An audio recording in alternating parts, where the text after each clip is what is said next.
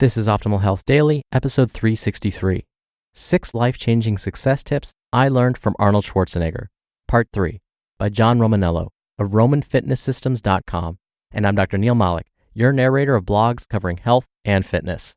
I read to you from some of the most popular blogs out there, with permission from the authors, of course. And a big thank you to Talkspace for keeping this show running. Talkspace is the online therapy company that lets you choose from over 1,500 licensed therapists. Get matched with your perfect therapist who can put you on the path to a happier life. For a special offer just for you, visit Talkspace.com/OHD. I'm finding these posts so motivating, I don't even need to give you an inspirational quote. I'll probably give you another one tomorrow, so stay tuned for that. Now, like yesterday, this is a continuation. I broke this post up into 3 parts, and this is the final part. So if you're new here or skipping around, you'll probably want to hear parts 1 and 2 first. So if you're all caught up, let's hear the final part of the post and continue optimizing your life. 6 Life-Changing Success Tips I Learned from Arnold Schwarzenegger, Part 3, by John Romaniello of RomanFitnessSystems.com. 4. Sometimes the end justifies the means. Now, I'm not really into Machiavellian theory on the whole. I find it lends itself to some pretty reckless decision-making. That said, there have been times when I felt that I needed to pursue something to the fullest extent of my ability, regardless of consequence. Arnold knows this. Sometimes you need to threaten a guy. Sometimes you need to kill him. And sometimes you need to say you'll kill him last and then kind of go back on your word. See the movie Commando. While I'm not guilty of dropping anyone off a cliff, that doesn't mean that I haven't dropped people in other ways. When I first began to transition into the online fitness world, I knew it would require some sacrifice and that there would be consequences. I also knew that it was the next necessary step in the evolution of both my business and my personal growth, and so I pursued it with the ardent fervor of my whole heart. I hit the gas and worked at a breakneck pace for about 8 months. At this time, I was training about 40 hours per week and the manager of a busy facility. Essentially, I went from working 2 full-time jobs to working 3. Obviously, that kind of workload puts a damper on your personal life. I stopped hanging out with most of my friends, broke up with the girl I was seeing, and essentially withdrew from my life. Even as I was doing it and seeing the consequences, I pulled further and further away. As I worked longer and more ferociously, my time was less and less my own.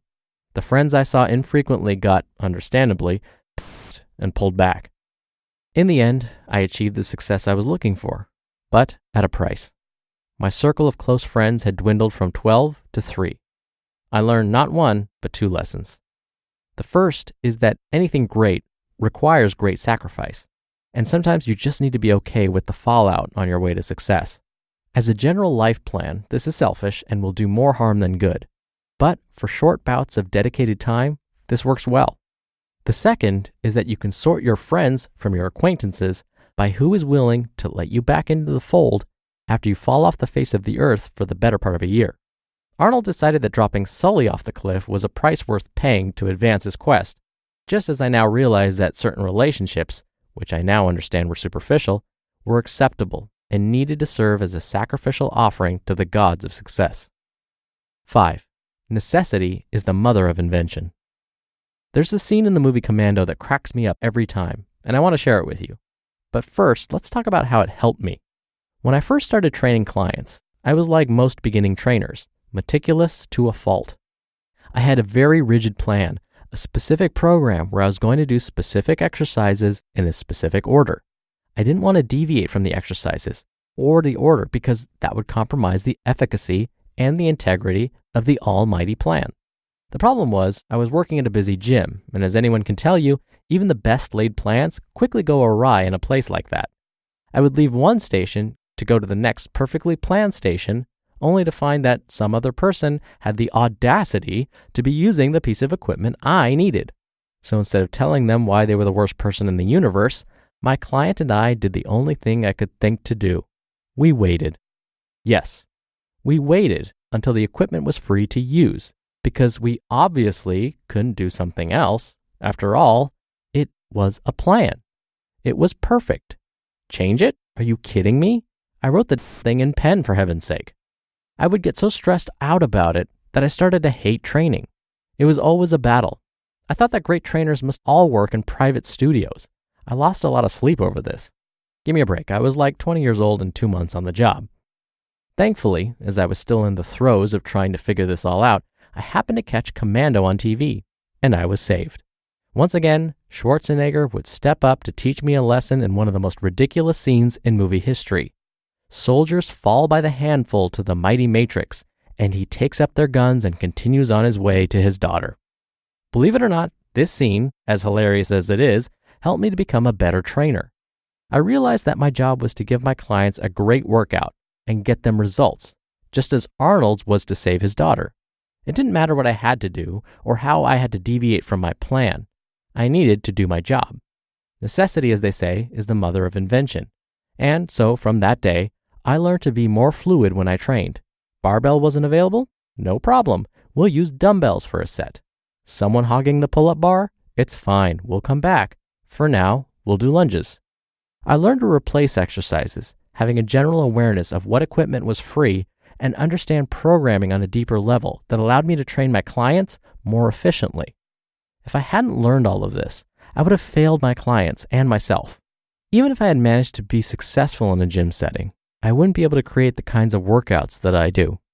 Just as Matrix somehow fought his way out of a bullet-riddled tool shed, I eventually fought my way out of my self-imposed ineptitude, becoming a much more successful trainer in the process. 6. Business should be done with a ridiculous handshake.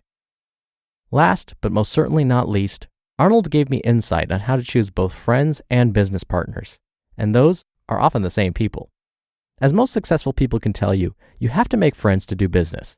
And, all other things being equal, people want to do business with their friends. In my experience, your true friends are the ones you can be yourself with, the ones you can be an idiot with, quote movies with, make fun of. Your friends will bust your balls and call you out on your but will always be there to go on an adventure with you. Well, Arnold knows his friends by the strength of their handshake. Anyone who lets you call them a SOB and then is willing to mid-air arm wrestle with you upon sight is probably a guy you can go into battle with. If you can't be foolish with someone, you can't do business with them, because good business often involves a lot of foolishness. More importantly, if you feel you can't do business with a simple handshake, with or without the bicep flex, you probably shouldn't do business with them. You just listened to part 3 of the post titled 6 Life-Changing Success Tips I Learned from Arnold Schwarzenegger by John Romaniello of RomanFitnessSystems.com. And a big thank you again to Talkspace for helping to keep this podcast running. Talkspace is the online therapy company that makes it easy to connect with an experienced, licensed therapist that you pick based on your preferences. You don't have to deal with all the inconveniences of visiting a therapist. You can send your therapist text, audio, and video messages, or even do a live video chat. Talkspace therapists are fully licensed and go through a rigorous screening process. Plus, they've done thousands of hours of supervised professional training. So, to match you with your perfect therapist, go to Talkspace.com/OHD. As a special offer for our listeners, you can use the code OHD to get $30 off your first month, all while showing support for this podcast. Again, that's the code OHD, and you can use that at Talkspace.com/OHD. So at the end of yesterday's episode, I was talking about social support and who you hang out with and how they can help you achieve your goals. Now, John made a very interesting and good point. When you start this journey and are looking for your support system, your support network, those who kind of fall by the wayside and don't really seem to support you, you may need to reevaluate your relationship with them. As John mentioned, this may start to filter out those that are just acquaintances versus those that are truly your friends. So again, don't be surprised if relationships start to change a little bit as you move in the direction of your goals, as you start your path on your journey to being the best you can be. There might be folks who are jealous, who feel like, why didn't I start that? Why didn't I do that for myself? Maybe I should join. And as a reflex, instead of joining you and being closer with you, they'll pull back. If this relationship is meaningful to you, don't give up on it necessarily right away. See if you can pull them in. See if you can get them to join you. They just might, and now you've added someone else to your team. If they continue pulling back, well, that may mean you're just going to end up spending a little bit less time with them as you move on to achieve your goals. All right, that's it for today. I hope you're having a great week. Thank you as always for listening. Thank you for sharing this show with a friend, for being a subscriber. I'll be back here tomorrow with a post from Healthline, previously known as Authority Nutrition. I always love reading their posts because they back everything they say up with research. So I'll see you there where your optimal life awaits. Hello, Life Optimizer. This is Justin Malik, creator and producer of this show and Optimal Living Daily, the brother podcast of this one. Literally, I'm Dr. Neil's brother. If you like the format of this show, you'll love Optimal Living Daily too, where I also read to you from blogs, but cover other topics like personal development, finance, and minimalism from bloggers like Derek Sivers, The Minimalists, Zen Habits, and many more. So for more amazing content read to you for free, come subscribe to Optimal Living Daily too, and together we'll optimize your life. You've been listening to Optimal Health Daily. Be sure to hit the subscribe button to stay up to date on each new episode, and head to oldpodcast.com. That's oldpodcast.com for a free gift, as well as more actionable tips and resources to help you maximize your potential. Thanks for joining us, and remember, your optimal life awaits.